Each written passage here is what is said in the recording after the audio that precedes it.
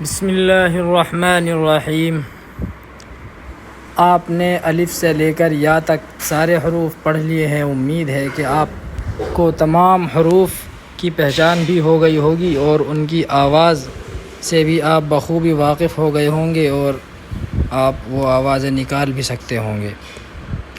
آگے جو سبق ہے وہ یہاں سے یہ مشق ہے، یہ امتحان ہے۔ آپ کو یہ سارے حروف جو ہیں یہ دیکھ کر کے خود ہی یاد کرنے ہیں۔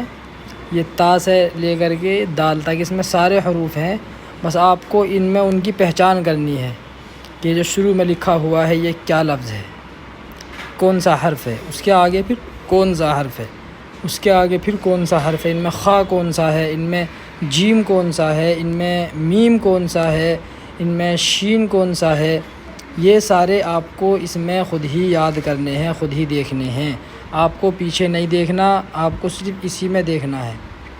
پھر آپ کو اس میں دیکھ کر کے اگر آپ کو پہچان نہ ہو تو پھر آپ کو بعد میں پیچھے دیکھنا ہے۔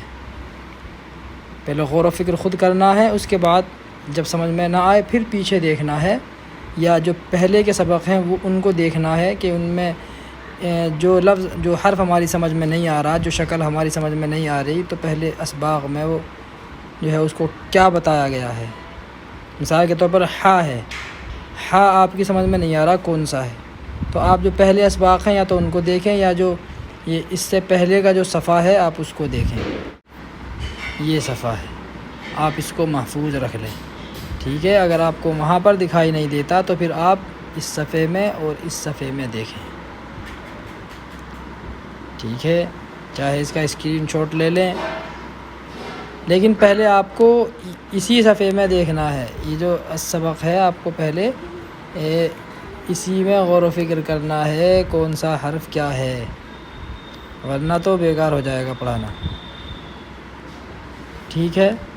بس آج جو ہے صرف اتنا ہی سبق ہے، اس میں آپ کو غور و فکر کرنا ہے، سب کی آواز آپ کو اچھی طریقے سے پریکٹس کرنی ہے اس میں دیکھ کر کے۔